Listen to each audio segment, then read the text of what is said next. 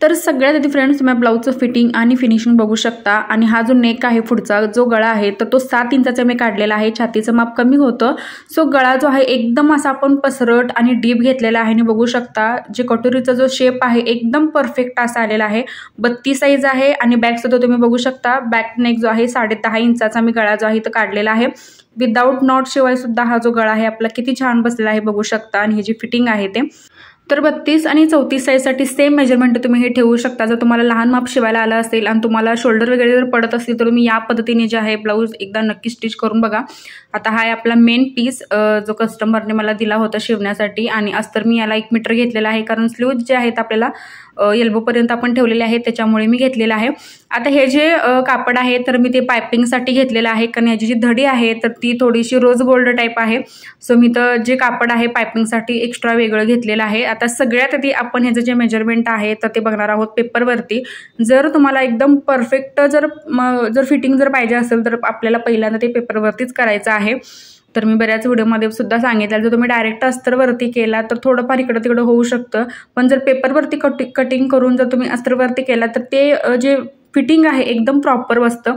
आता 32 साईजचं आपण हे जे ब्लाऊज आहे तर ते मेजरमेंट घ्यायला चालू करूयात। तर हे 34 साईजसाठी सुद्धा सेम मेजरमेंट तुम्ही हे घेऊ शकता। आता पूर्ण उंची बघू शकता, इथं पूर्ण उंची आपण 15 इंच घेतलेली आहे। तर पूर्ण जर तुमची हाईट कमी असेल तर तुम्ही पूर्ण उंची कमी सुद्धा घेऊ शकता। तर मी तर 15 इंच घेतलेले आहे, कारण जे कस्टमर आहे ते थोडं हायटेड आहे, सो मी तर पूर्ण उंची जी आहे ब्लाऊजची वाढवलेली आहे।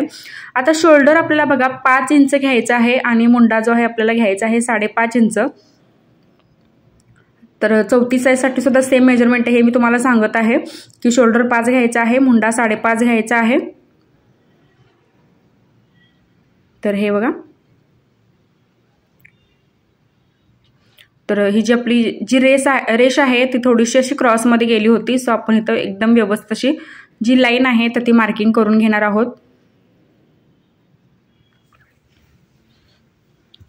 तर हे बघा व्यवस्थित असं आपण लाईन मार्किंग करून घेतली। त्याच्यानंतर 32चा चौथा भाग आपल्याला घ्यायचा आहे 8 इंच इथं। असं इथं 8 इंच मी पहिल्यांदा घेणार आहे आणि त्याच्यानंतर 2 इंच एक्स्ट्रा आपण याच्यामध्ये मार्जिन वाढवून घेणार आहोत।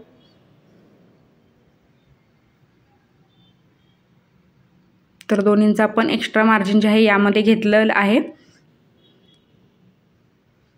त्याच्यानंतर जे कमर आहे आपण घ्यायचे आहे 6.5 इंच, 6 + 2 इंच मार्जिन घेतलं। त्याच्यानंतर छाती आणि जी कमर आहे दाखवल्याप्रमाणे आपण अशी जोडून घ्यायची।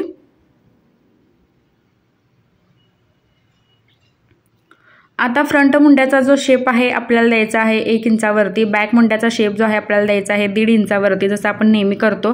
आता बघा ह्या कस्टमरला कसं होतं की शोल्डरची जी पट्टी आहे तर ती कमी हवी होती, सो मी जी गळा रुंदी आहे तर ती 2 सांगितली होती।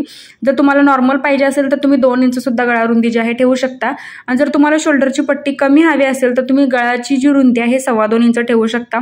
सो मी तर 2.25 इंच जी आहे जी गळ्याची रुंदी आहे तर ती घेतलेली आहे। 6.5 इंचावरती मी जो नेक आहे मार्किंग केलेला आहे। नंतर आपण ज्यावेळी कटोरी ब्लाऊज व्यवस्थित स्टिच करून तयार करीन फ्रंट पार्ट, त्यावेळेस मी कटोरीचा जो गळा आहे परत मी एकदा कट करत असतो। जसं की तुम्ही लास्टला व्हिडिओ बघा, मी लास्टला ते जे शेप आहे कटोरीचा प्रॉपर कसा द्यायचा ते सुद्धा मी या व्हिडिओमध्ये दाखवलेलं आहे। इथं क्रॉसपट्टीचा तर आपण माप घेतलेला आहे 3 आणि 2.5 इंच। आणि पहिल्यांदा 2.5 आणि 2.5 इंचावरती आपल्याला लाईन मार्किंग करून घ्यायची आणि हलकासा इथं थोडासा कर्व शेप जो आहे क्रॉस पट्टीला द्यायचा आहे। आता 5 इंच मी जी कटोरी आहे तर ती घेतलेली आहे। तर 32 साईजला आणि 34 साईजला 5 इंच कटोरी एकदम छान बसते। जर तुमचं छातीचं पोर्शन कमी असेल तर तुम्ही 4.5 किंवा 4.25 इंच सुद्धा घेऊ शकता। त्याच्यानंतर खालून वरती आपल्याला 1 इंचावरती एक मार्किंग करायचं आणि अशी क्रॉसमध्ये आपल्याला 2 इथं लाईन ज्या आहेत मार्किंग करायच्या आहेत। तर यामुळे काय होतं की कटोरीचा जो शेप आहे तर तो एकदम प्रॉपर निघतो। तर हे बघा आपल्याला जास्त काही अंदाजे शेप वगैरे द्यायची गरज नाही, थोडासा कर्व शेप दिला की एकदम प्रॉपर आणि परफेक्ट असा जो कटोरीचा शेप आहे आपल्याला ऑटोमॅटिक इथं भेटून जातो। आता त्यानंतर बघू शकता जो आपला पुढचा नेक आहे तर तो मी थोडासा असा ब्रॉड ठेवलेला आहे, कारण तुम्ही बघू शकता स्टार्टिंगला एकदम ब्रॉड असा झाला होता आणि डीप सुद्धा झाला होता। सो इथं मी ब्रॉड जर तुम्हाला पाहिजे असेल तर रेषेच्या थोडंसं साईडने आपल्याला हा जो गळ्याचा शेप आहे तर तो काढायचा आहे। नेहमीप्रमाणे जो आपला फ्रंट मुंड्याचा शेप आपण 1 इंचावरती देत आहोत, बॅक मुंड्याचा जो शेप आहे 1.5 इंचावरती आपल्याला द्यायचा आहे। आणि जिथं आपलं प्रॉपर 8 इंच माप घेतलं होतं तर तिथंपर्यंतच आपल्याला जो शेप आहे तर तो स्टॉप करायचा आहे, त्याच्या पुढे आपल्याला शेप घेऊन जायचा नाही मुंड्याचा। आता आपलं हे जे पूर्ण मार्किंग आहे आपण करून घेतलेलं आहे। आता आपण हे कटिंग करून घ्यायचं।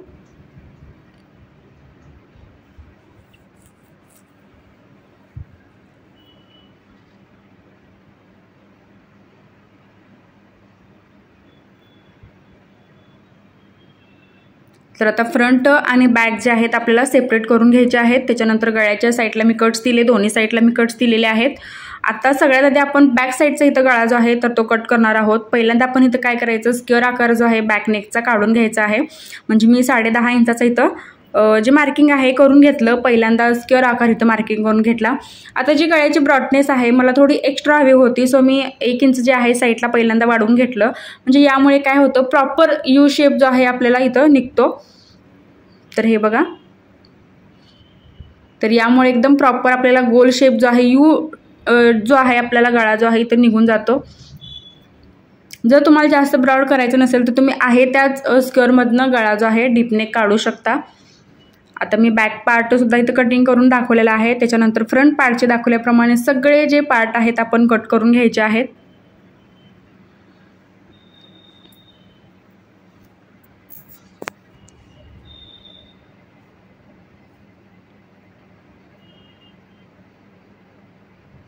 आता कटोरी जी आहे मी तुम्हाला दुसऱ्या पेपरवरती वाढवून दाखवणार आहे की ती कशी आणि किती इंच त्याच्यामध्ये वाढवायचं आहे। तर पहिल्यांदा तर आपण आहे तसं हे पूर्ण मार्किंग करून घ्यायचं आहे, जी कटोरी आहे आपली ती।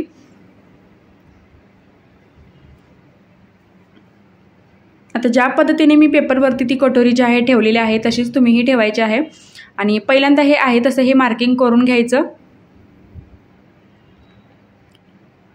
आता टक्ससाठी आपल्याला दोन्ही साईडने 1.5 इंच घ्यायचं आहे। तर बघू शकता दोन्ही साईडला आपण 1.5 घेतलं आणि एकदम स्ट्रेट लाईन न घेता थोडीशी अशी कर्व आपल्याला ती लाईन जी आहे करायची आहे। सेंटरला आपण 1.25 इंच घेतलं आणि त्याच्यानंतर असा जो शेप आहे आपण दिलेला आहे। आता इकडे अर्धा इंच घेऊन गोलाकार अगदी व्यवस्थित आपण कटोरीचा जो शेप आहे तर तो द्यायचा आहे।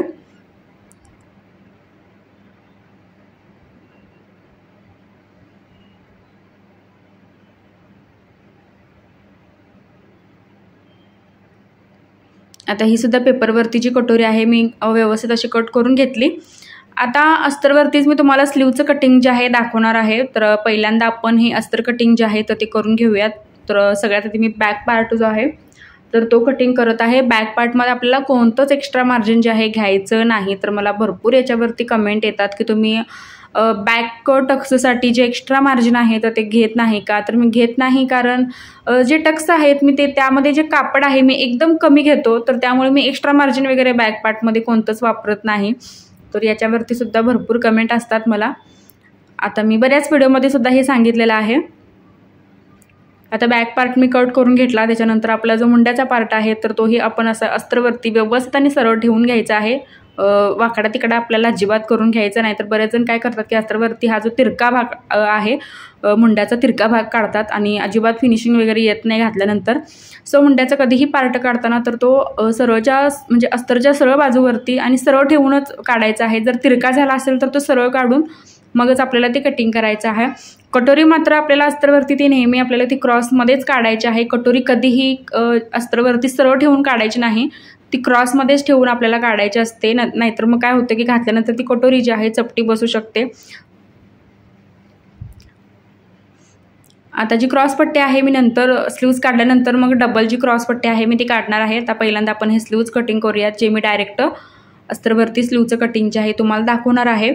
आता बघा 10 इंचाची स्लीव्ज आहे, सो 11 इंच मी ह्याच्यामध्ये मार्जिन वाढवलं। हाताच्या घडीचं माप मी 8.5 घेतलं होतं कारण छाती आपली 8 आहे, सो अर्धा इंच फक्त आपण याच्यामध्ये वाढवून घ्यायचं आहे। 3 इंच शेपसाठी खाली घेतलं, 2 इंच मार्जिन आत घेतलं आणि त्याच्यानंतर आपण स्लीवचा जो आहे शेप अशा पद्धतीने देत असतो नेहमी। जर तुम्हाला स्लीवचा प्रॉपर आणि सविस्तर व्हिडिओ जर बघायचा असेल तर तोही माझ्या चॅनलवरती अपलोड आहे। सो इथं आपण स्लीवसुद्धा कट करून घेतली। आता इथं जे आहे या अस्तरमध्ये मी डबल क्रॉस पट्टी जी आहे कट करणार आहे। तर अस्तर जे आहे थोडंसं एक्स्ट्रा होतं, सो मी इथं डबल जी क्रॉस पट्टी आहे कट करून घेतली। जर कमी असेल तर तुम्ही सिंगल क्रॉस पट्टीही काढू शकता। आता मेन कापडावरती आपले सगळे जसे आहे तसे पार्ट आपण हे कट करून घ्यायचे आहेत, जसे आहे तसे. याच्यामध्ये कोणतंच आपल्याला एक्स्ट्रा जे मार्जिन आहे तर ते घ्यायचं नाही. मेन कापडावरती आपल्याला जसे सगळे पार्ट आहेत तेच ठेवून आपल्याला इथं कट करायचे आहेत. इथं बघू शकता सगळे पार्ट मी इथं कट करून घेतलेले आहेत. त्याच्यानंतर फ्रंट पार्ट जो आहे आपला गळ्याचा जो शेप आहे तर तो आपल्याला कशा पद्धतीने द्यायचा आहे तोही मी लास्टला दाखवलेला आहे. मी फ्रंट पार्ट जो आहे पूर्ण तयार करून घेतला, म्हणजे आयन हुकची पट्टी मी पूर्ण जॉईंट करून घेतली.